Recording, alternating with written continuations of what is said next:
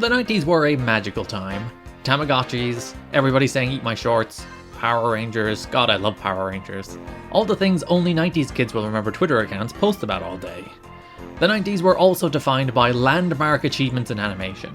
The Disney Renaissance was in full swing with the likes of Aladdin, The Lion King and Beauty and the Beast, while Pixar was pushing the boundaries of 3D animation with the revolutionary Toy Story. The best part about that though is all these films also came with licensed tie-in games.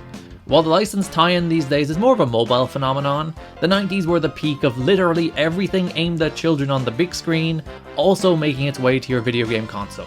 The results were always variable. Sometimes you get a GoldenEye, which was actually released 2 years after the film release, and sometimes you'd get a Superman 64. Publishers knew people would often buy games solely based off the license, so often they didn't even try to make good games. Today I'm going to talk about 3 Disney Pixar games that I fondly remember from my childhood: Hercules, Tarzan, and A Bug's Life, all on the PS1. Everybody always talks about the NES and SNES Disney games, but these ones don't get enough love. The question is though, do they actually deserve any love? Honestly, one of the biggest appeals of these games was the fact that they followed the story of the films, including a bunch of scenes taken straight from the movie played as cutscenes between levels. I'm only going to use screenshots of those blurry cutscenes out of fear of copyright. Please don't strike me down, Disney. Back in the 90s, when you couldn't just search for your favorite scenes on YouTube, this was one of the bigger appeals of these games. A way to sort of kind of watch the film again without having to buy the VHS, while also getting a game on top of it. Was the game any good? Doesn't matter. As a kid, I was too dumb to know any better. I'm an adult now though, and while arguably still too dumb to know any better. Let's go through these one by one, starting with Hercules. Developed by Eurocom, who seem the specialists in these kind of licensed tie-in games, Hercules was released on June 20th, 1997.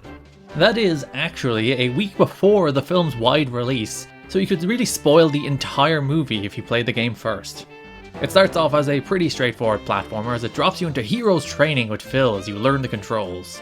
That's my favourite level in the game, as you run an obstacle course with a tremendous instrumental version of One Last Hope playing. Hercules can run, jump, punch, use his sword for various attacks, and ground pound. Herc feels a lot worse to control than I remembered. He feels way too heavy and weighty, and that takes a while to get used to. But overcoming those silly sandbag enemies as Phil shouts a bunch of lines from the film at you is great.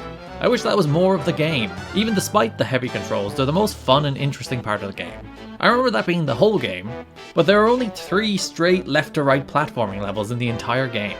That's way fewer than there probably should be, given they're the best part of it. The rest of the 10 levels are boss fights and endless runner levels. You probably remember the endless runner levels in this game, partially because this was before endless runner games were done to death, so it felt novel.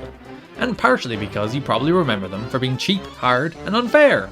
It's easier now, and the levels are actually very generous with health pickups, so you can make it through, but I found them so hard as a kid. Then there's the boss fights from the movie against Nessus, the Hydra, Hades, and even a bonus one that's not in the movie against Medusa. And they're all pretty good, but it's a bummer there's more boss fights in the game than regular platforming levels. There's also one Pegasus fight level that suddenly turns the game into a shoot 'em up. I have to at least commend the amount of variety they went for. Hercules is still pretty fun. The boss fights are cool and varied, the endless runner levels were pretty novel for the time, and the actual platforming levels, while few and far between, are great. The game looks really good, especially for a generation of games that haven't aged particularly well visually. The score of the film is fantastic and wonderfully deployed here, and the use of lines from the film itself made it feel as close to playing through the movie as you could on a PS1. Hercules gets 7 Hercules out of 10. A year later, Pixar had released its second film, A Bug's Life. And again, a tie-in game was released 2 days before the film was. Does that technically mean that the A Bug's Life film was based on the game? This time developed by Traveller's Tales, who you may know better these days as the developers of all the LEGO games that have, in many ways, spiritually replaced all these movie tie-in games. A Bug's Life differentiates itself from the other 2 games I'm talking about today by being a full 3D platformer. While the running segments of Hercules were that Crash Bandicoot 2.5D, going full 3D was a mistake.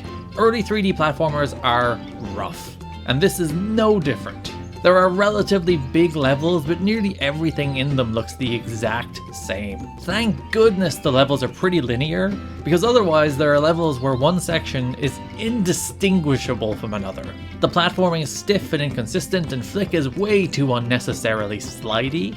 While we had nearly 15 years of good 2D platformers to base games on at this stage, people were still working out the conventions of 3D platforming, and it shows here. The game tries to add in a puzzle system to change up the gameplay. There are a bunch of seeds throughout each level that you can use to create new platforms, protective shields and health, or stronger berries to use as weapons. As you find more tokens throughout the levels, you get more things you can turn the seeds into. There are a couple of puzzle levels in the game built around this mechanic, and I hate them so much. They usually devolve into roaming the level desperately trying to find the dumb token you missed to get up on the platform you can't reach. It's nice that they tried to do something different than a regular platformer, I guess, but I hate it so much. There are some boss fights, but they are painfully easy. You just find the right angle and keep throwing berries until you win. I destroyed the giant bird and it wasn't even in my field of vision as I did it. A Bug's Life is easily the worst of the three. A frustrating, confusing game where the levels all look the same and the differentiating puzzle mechanics actively make the game worse. A Bug's Life gets 3 out of 10. Then comes 1999's Tarzan, and we're back to Eurocom again here. Though this game released 2 weeks after the film came out, so no spoilers here. I really didn't have any idea that these games came out generally slightly before the films came out. I assumed it would have been like a month later. So hey, who needs to see the film when you can play the game? Tarzan very much follows the template set by Hercules, but with one major difference. The platforming is a lot better.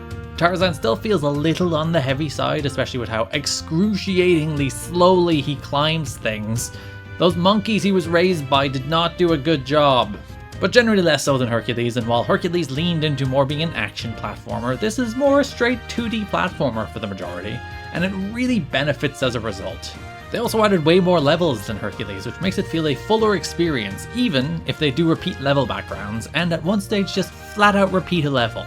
You play through a level as Turk, and then you replay through a slightly varied version of it as Tarzan. Come on, guys. There are bonus levels where you play as Turk and Jane, which are functionally barely different from Tarzan, but it's a nice touch. The runner levels return from Hercules, but you're running away from the camera rather than toward it this time. Boss fights are solid, and there's even a kinda sorta foray into 3D, even if it largely keeps things still on rails. Like the other two games, this embraces the collect-a-thon mentality of 90s platformers. You collect Hercules letters and Herc, Flick letters and Corn in A Bug's Life, and Tarzan letters and portrait pieces here.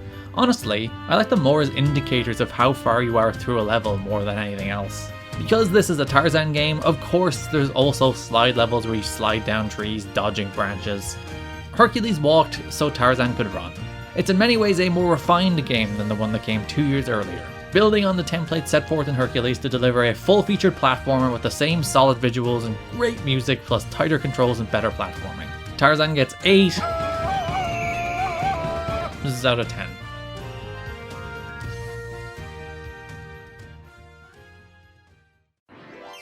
I miss games like these. Not only because I like platformers and most of the time companies decided to turn their movies into platformers, so the more platformers the merrier, but also the idea of turning movies into games is fun. Even if the quality always varied wildly, it was cool to be able to not only relive a movie you loved, but actively take part in it. It made the worlds of those movies come to life in a new way and helped deepen my bond with some of my childhood favorites. Bring back movie tie-in games. Is that so much to ask?